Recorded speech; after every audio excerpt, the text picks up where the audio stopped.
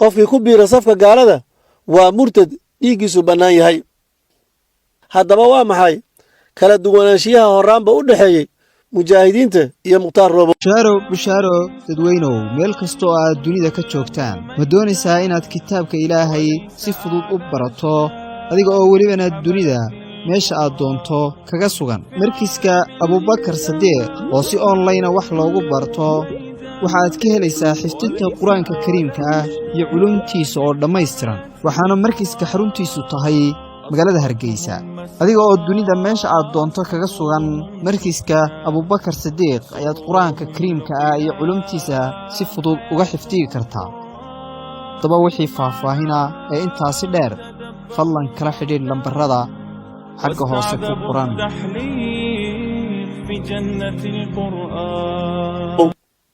arrinta koowaad, waxaa la ogsoon yahay in waddanka ay aad ugu baahsanaayeen hay-ado kiristaan ah oo ku gabanayay inay yihiin samafal, kuwaasoo ku hayay dalka boob iyo ragaadin dhaqaale, faafinayana kiristaannimo, anshaxumo iyo cudurro. laakiin markay allah subxaanahu wa tacaala mahaddiis hana qaadeen walaayaadka islaamiga, waxay bilaabeen mujaahidiintu inay daba galaan howlaha qarsoon ee ay hay-aduhu ka hayeen walaayaadka islaamiga ah, kana hor tagaan ajadayaasha qarsoon ee kiristaanku ay ka wadeen dalka.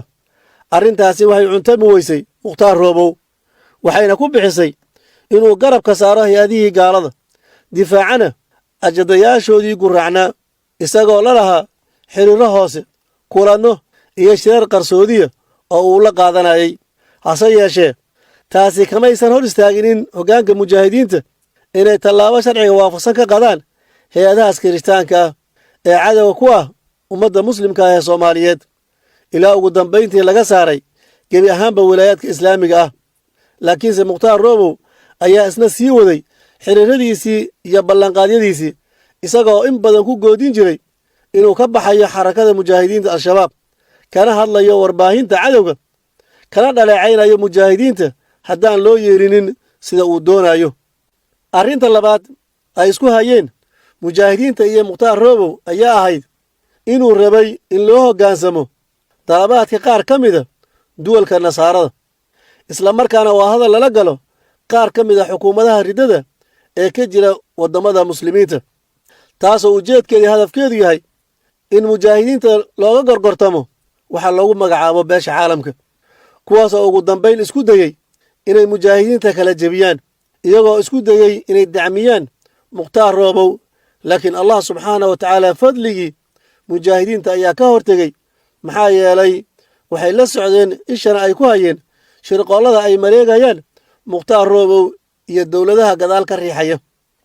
arrinta saddexaad ay isku hayeen mukhtaar roobow iyo mujaahidiintu ayaa ah mid caqadiya, sida uu asaguba sheegtay, taas oo ah mowqifka diiniga ah ee waajibka ay tahay in laga qaato waxa loogu yeero beesha caalamka ama waxa la dhaho qawaaniinta dawliga ah, kaas oo ay xarakadu ka qaadatay mowqifkii nabiyullaahi ibraahim calayhi salaam, kadibna nabiyullaahi moxamed sala allahu calayhi wasalam ay ka qaateen dawaaqiidda caalamka. uma cunnan min mukhtaar roobow, aakhirkiisana waatan keentay inuu u hoggaansamo waxa loogu yeero beesha caalamka iyo dowladda riddada ee ay beesha caalamku dhisatay si ay ugula dagaalamaan ku dhaqanka sharciga allah. waxaan maqalnaa in badan gaalada iyo murtadiinta oo ku celcelinaya wada hadal in mujaahidiinta lala galo. taas daraaddeed waxaa in aan maanka ku hayno mudan laba arrimood. arrinta koowaad waa arrinta wadahadallada iyo sida ay gaaladu ugu isticmaalaan wadahadallada wasiilo ay u adeegsadaan marin habaabinta muslimiinta, kuna burburiyaan qadaayaadka ummadda muslimka ah. waa wasiilo ka daran hubka waxgumaada oo la doonayo in lagu kala jebiyo ummadda Soomaaliyeed guud ahaan, gaar ahaan mujaahidiinta. ahmiyadda ay wadahadalladu u leeyihiin gaalada waatan keenaysa in hoggaanka riddadu mar kasta ku celceliyaan inay doonayaan inay la hadlaan mujaahidiinta.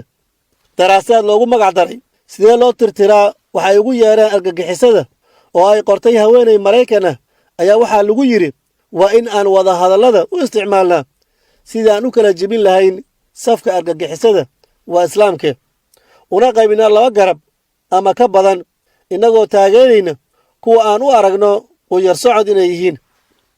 daraasaad labaad oo markasul jasiira lidiraasaad ay sameeyeen looguna magac daray xarakada al-shabaab iyo wadahadalka ayaa iyaduna sidaas oo kale qeexaysay.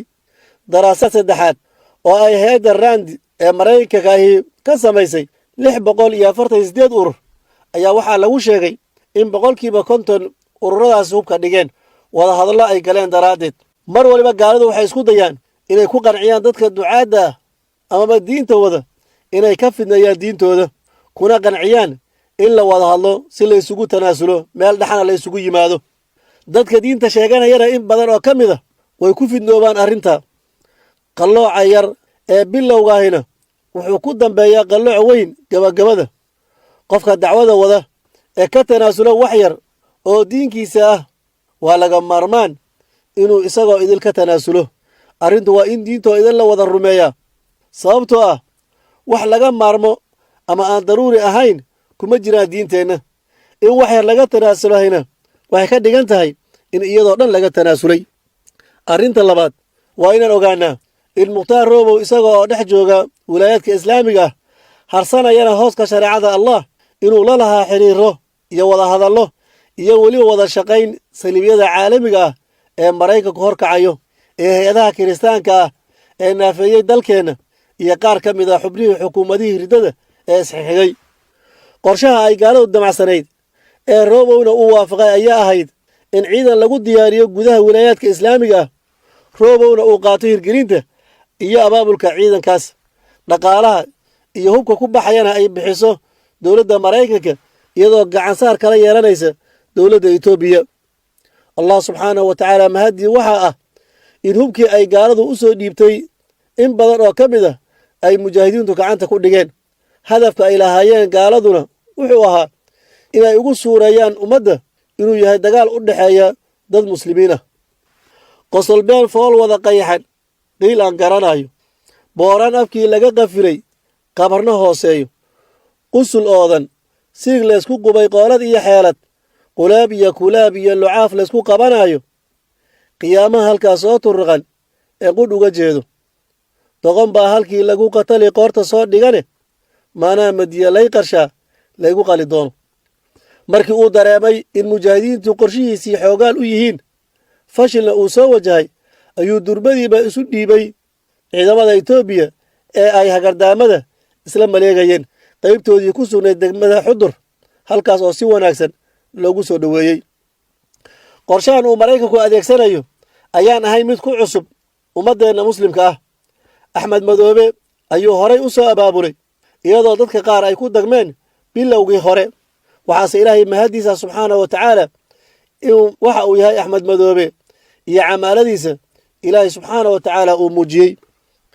intaa waxaa dheer in mukhtaar roobow hooy u ahaa dad ku aadaysnaa inay geysteen dembiye dil ah, maxkamaddana looga yeedhay, taasoo ku soo dhammaatay in ay diideen inay u hoggaansamaan awaamirtii ka soo baxday wilaayada islaamiga ah ee baayo bakool iyo amarkii qadaha sare.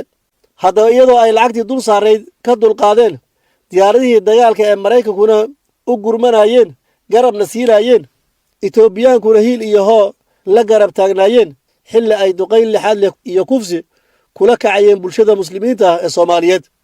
waxaa isweydiin mudan, ma maraykanka iyo xabashi baa rabbigood rumeeyeen, mise mukhtaar roobow baa ridoobay? midkee baa tanaasulay? shaki la'aan waxaa ah in qofka isbeddelay oo diintiisii ka tanaasulay, gaaladana safkoodii ku biiray, inuu yahay mukhtaar roobow, cadowguna uu weli yahay isla cadowgii. waxa uu ka raadinayo mukhtaar roobow gaalada ee adduunyadana kama heli doono. kuwii isaga ka horreeyey ee waddadaas marayna dulli iyo ihaano ayaa u dambaysay. mas waabaayadii laba dhuunyado iyo midho dhunkaaleede, ma facaan la cunin baa jiroo mawdka kuu sidee, waa kay maraykan iyo baxshaan madaxda naatoode.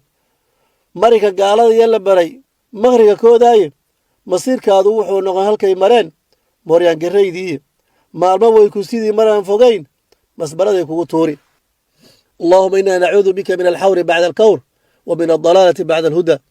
allah subxaanahu wa tacaala quluubta rogroga ayaan waxaan weydiisanaynaa inuu raxmaddiisa nagu hareeyo, raallina naga noqdo, quluubteennana diintiisa ku sugo. mukhtaar roobow hadduu isleeyahay waad dumin kartaa ku dhaqanka shareecada raxmaanka mujaahidiintana waad kala jebin kartaa waxaan ku leeyahay naftaadu been ayay kuu sheegtay diintan allah subxaana wa tacaala ayaa leh asagaana ka difaacay wax ka badan 100 dowladood oo gaala ah oo soo weerartay jihaadkanina uma joogsanayo insha allah adiga iyo kuwa kula midka ah ee safka cadawga ku biiray gobonimada waad neceb tahay oo waad ka gubataaye geesaad ka joogtaa kufrigu guul ka dhaliyaaye kol haddaan gumaystaha naqaan gacan inaad siiso walle gaalla joogayow annagaan garabku weydiisan